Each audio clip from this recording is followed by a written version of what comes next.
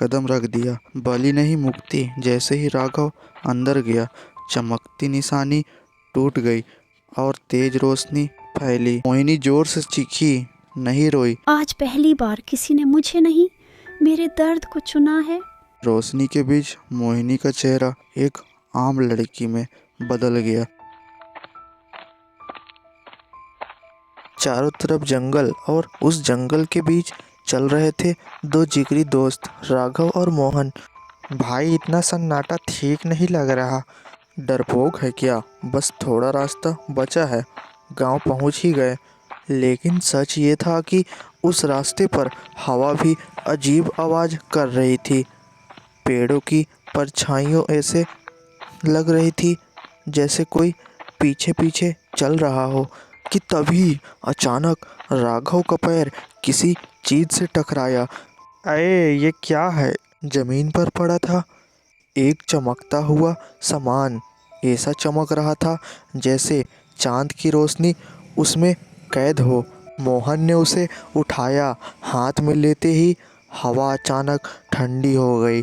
भाई, ये तो सोने जैसे लग रहा है। अरे छोड़ इसे, कुछ गलत लग रहा है मुझे। लेकिन उसी पल दूर से आई औरत की हंसी। दोनों ने पलट कर देखा, कोई नहीं था।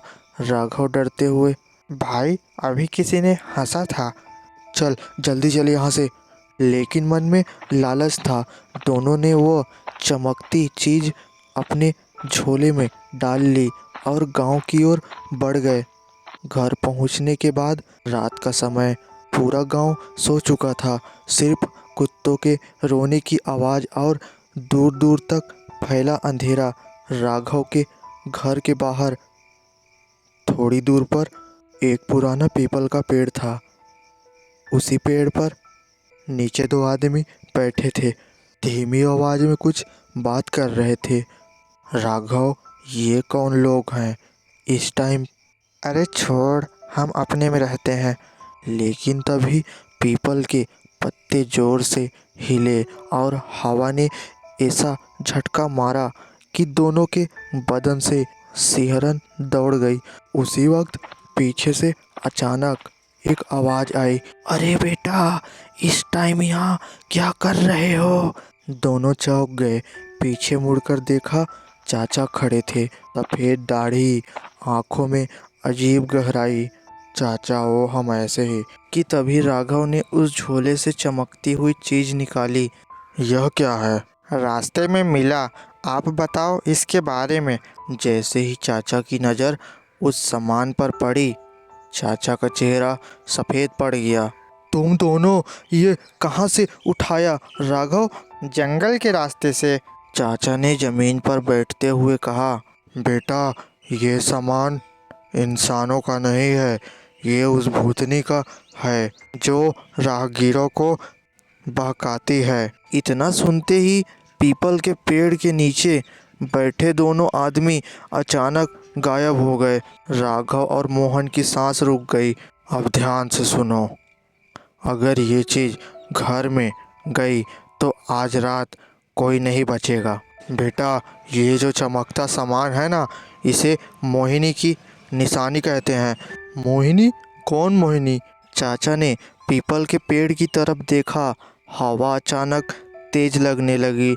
पत्ते ऐसे हिल रहे थे जैसे कोई ऊपर बैठा सुन रहा हो। बहुत साल पहले इसी जंगल में एक औरत रहती थी, सुंदर लेकिन लालची, लोगों को मारने वाली। अचानक पीपल के तने पर नाखूनों के निशान उभर आए। राघव डर से फुसफुसाकर, चाचा, ये निशान अभी बने हैं। हाँ बेटा, वो सुन रही है। मोहिनी राह चलते लोगों को चमकती हुई चीज़ दिखाकर फंसाती है, जो उसे घर ले जाता है। वो उसकी ज़िंदगी का न्योता होता है। तो अब क्या होगा चाचा? तभी घर के अंदर से घुंघरुओं की आवाज़ आई, छन छन छन। भाई, हमारे घर में तो कोई नहीं है। घर की खिड़की अपने आप खुली और अंदर से औरत की धीमी हंसी आई। वो सामान जमीन पर रखो और पीछे मत देखना। मोहन ने जैसे ही सामान नीचे रखा, उसकी चमक और तेज हो गई और हवा बर्फ जैसी ठंडी। अचानक पेड़ के पीछे से एक साया निकला, लंबे बाल, उल्टे पैर और आंखें पूरी काली। वो भूतनी नहीं चल रही थी, जमीन पर सरक रही थी। मेरी चीज मुझे वापस चाहिए। राघव का गला सूख गया। मोहन बेहोश होने लगा। चाचा का रहस्य। चाचा ने जेब से लाल धागा निकाला और बोले, मोहिनी, आज तेरी सीमा यहीं खत्म होती है। भूतनी जोर से चीखी। नहीं। पूरा गांव उस चीख से गूंज उठा। भूतनी ने राघव की तरफ उंगली उठाई। सूरज उगने से पहले इनमें से एक मेरे साथ जाएगा। राघव और मोहन दोनों शांत हो गए। मोहन आधा बेहोश। राघव के माथे से पसीना टपक रहा था। राघव कांपते हुए, चाचा कुछ करो। चाचा ने जमीन पर लाल धागे से एक घेरा बनाया और दोनों को उसके अंदर खड़ा कर दिया। जब तक ये घेरा है वो तुम्हें छू नहीं सकती। कि तभी भूतनी जोर जोर से हंसने लगी। हाँ, तू अब भी वही पुराने तरीके अपनाता है। राघव चौंक गया। चाचा यह आपको कैसे जानती है?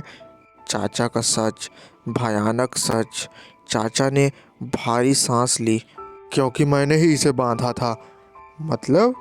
मैं तांत्रिक था बेटा, और मोहिनी को इसी पीपल के पेड़ में कैद किया था। उसी पल पीपल के तने में दरार पड़ी और अंदर से खून जैसे रस बहने लगा। आज मुझे आज़ादी मिलेगी। रात का तांडव। आसमान में बादल गरजने लगे, बिजली चमकने लगी। पूरा गांव जाग गया। घर के दरवाजे खट खट खट अपने आप बजने लगे। भूतनी ने जमीन पर हाथ मारा और वो चमकती चीज हवा में उड़ने लगी। चाचा चिल्लाया, अगर ये सामान उसने छू लिया तो सब खत्म। राघव ने हिम्मत जुटाई और दौड़कर उस चमकती चीज को पकड़ लिया। जैसे ही उसने पकड़ा, उसका हाथ बहुत ही जलने लगा। छोड़ दे, तेरी जान चली जाएगी। चाचा अब क्या करूं? आखिरी उपाय। पीपल के नीचे गाड़ दो उसे, और जो भी हो पीछे मत देखना। राघव दौड़ा। पूरा जंगल चीखों से गूंज रहा था। उसने सामान पीपल की जड़ में गाड़ दिया। एक पल को सब शांत। फिर भूतनी की सबसे भयानक चीख। नहीं।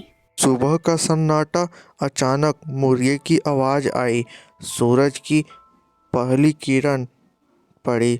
पीपल का पेड़ सूख चुका था। चमकती चीज मिट्टी में बदल चुकी थी। मोहन जमीन पर गिरा पड़ा था।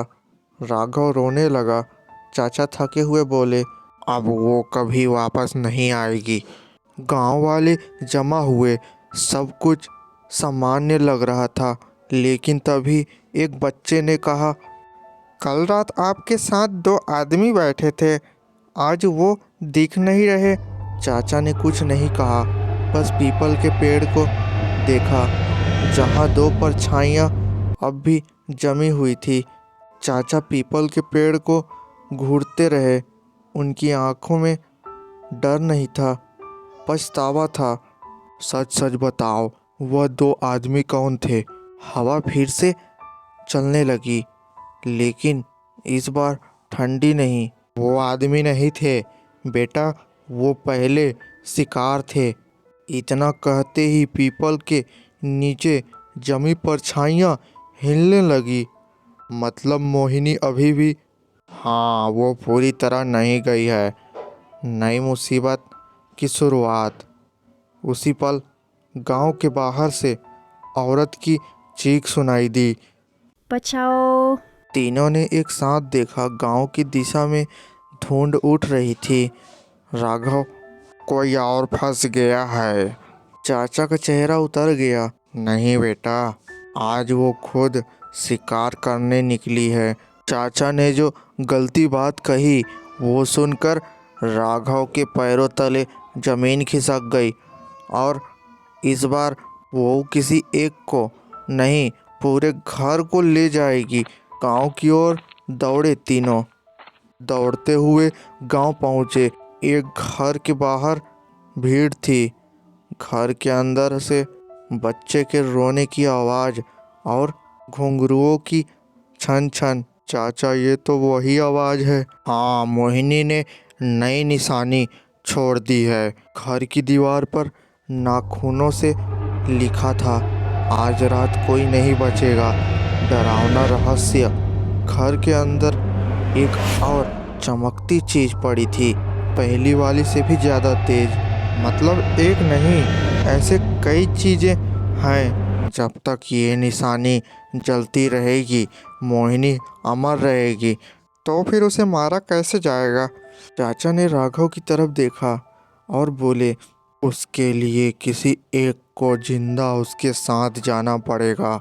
सन्नाटा, पूरा घर शांत। राघव और मोहन एक दूसरे को देखने लगे। घर के अंदर पूरा सन्नाटा। बच्चे का रोना अचानक बंद हो गया। राघव, रोने की आवाज़ बंद क्यों हो गई? उसी पल अंदर वाले कमरे से धीमी हंसी आई। ही। चाचा फौरन बोले, अब देर हो चुकी है, वो घर के अंदर आ चुकी है। मोहिनी का असली रूप।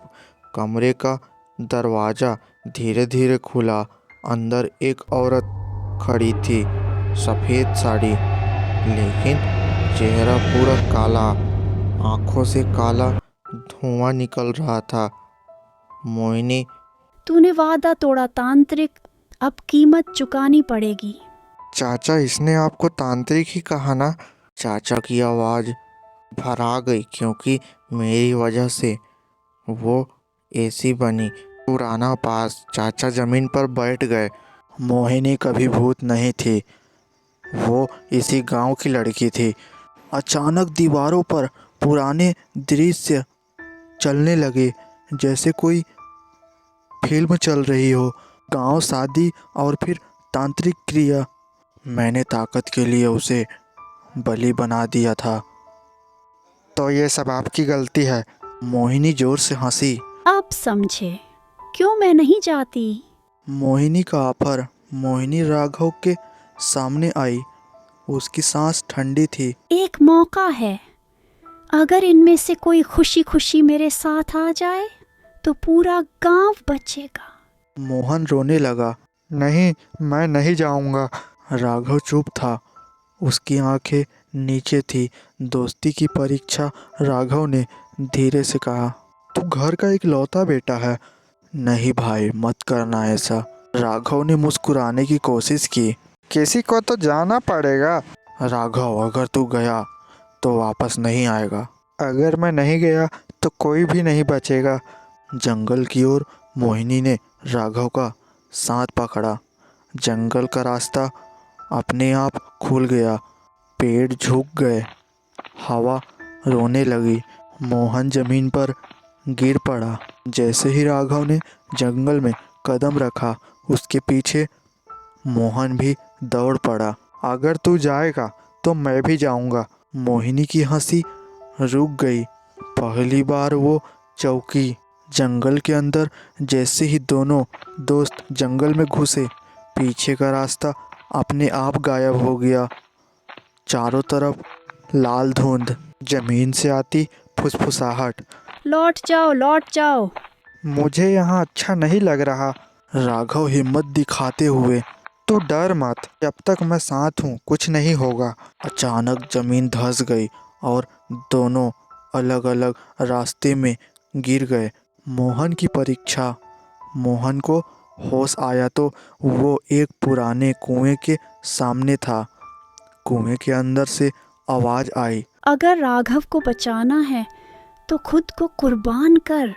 मोहन ने देखा, कुएं के पानी में उसकी माँ का चेहरा दिख रहा था। माँ! बेटा, मेरे पास आ जा। मोहन चीख पड़ा, नहीं, ये झूठ है। जैसे ही उसने मुंह को मोड़ा, माँ का चेहरा मोहिनी में बदल गया। राघव का सच। दूसरी तरफ राघव एक खुले मैदान में था। वहाँ चाचा खड़े थे। चाचा, आप यहाँ कैसे? चाचा मुस्कुराए, लेकिन आंखें काली थी, क्योंकि मैं भी इस जंगल से कभी बाहर नहीं गया था। राघव पीछे हटा। मतलब? मैं जिंदा नहीं हूँ बेटा, मैं भी मोहिनी का ही हिस्सा हूँ। जमीन कांपने लगी, आसमान लाल हो गया। दोस्ती का अंतिम इम्तिहान। मोहिनी की आवाज़ चारों तरफ गूंजी। एक को चुनो या दोनों यहीं मरोगे। मोहन और राघव एक दूसरे के सामने लाए गए। भाई, मैं चलूँगा। नहीं, इस बार मैं पीछे नहीं रहूँगा। गलत जवाब। उसने हाथ उठाया और दोनों के पैरों तले जमीन टूट गई। रहस्य जो सब बदल देगा। गिरते समय राघव को याद आया चाचा के शब्द, मोहिनी को मार नहीं सकते, उसको मुक्त करना होगा। राघव जोर से चिल्लाया, डर मत, ये बदला नहीं, ये श्राप है। मोहिनी रुक गई। पहली बार उसकी आंखों में आंसू थे।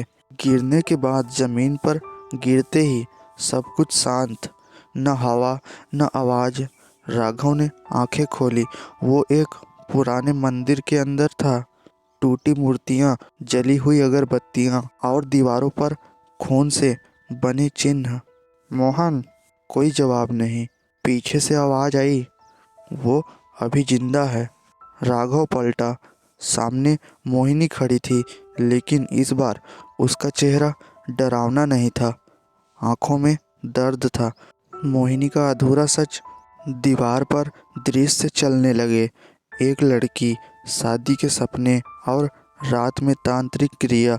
राघव ने देखा, बलि के समय मोहिनी ने भागने की कोशिश की थी, लेकिन चाचा ने उसे रोका था। तो चाचा ने झूठ बोला था। वो डरता था, सच सामने आ गया तो गांव उसे जिंदा जला देता। मोहन की हालत टूट गई। दो दोस्त मंदिर में। मोहिनी ने राघव के सामने दो रास्ते खोले, एक उजाला एक अंधेरा। एक रास्ता मोहिनी को खत्म करेगा, दूसरा दोस्ती को। राघव की आंखें भर आई। हर बार किसी न किसी को कुर्बान क्यों होना पड़ता है। मोहिनी चुप रही। उसी पल मंदिर की घंटी अपने आप बजी और चाचा की आवाज़ गूंजी, अब फैसला कर ले बेटा, वक्त खत्म हो रहा है। आखिरी फैसला। राघव ने दोनों रास्तों को देखा, एक उजाले का एक अंधेरे का। उसकी आंखों में डर नहीं था, सुकून था। अगर किसी को यही रहना ही है तो वो मैं होऊंगा। मोहिनी चौंक गई। तू डरता नहीं? डरता हूँ, लेकिन दोस्त को खोने से ज्यादा नहीं। राघव ने अंधेरे वाले रास्ते में कदम रख दिया। बलि नहीं, मुक्ति। जैसे ही राघव अंदर गया, चमकती निशानी टूट गई और तेज रोशनी फैली। मोहिनी जोर से चीखी, नहीं रोई। आज पहली बार किसी ने मुझे नहीं, मेरे दर्द को चुना है। श्राप का अंत। पूरा जंगल कांपने लगा। पीपल का पेड़ टूट गया, परछाइयाँ मिट गई।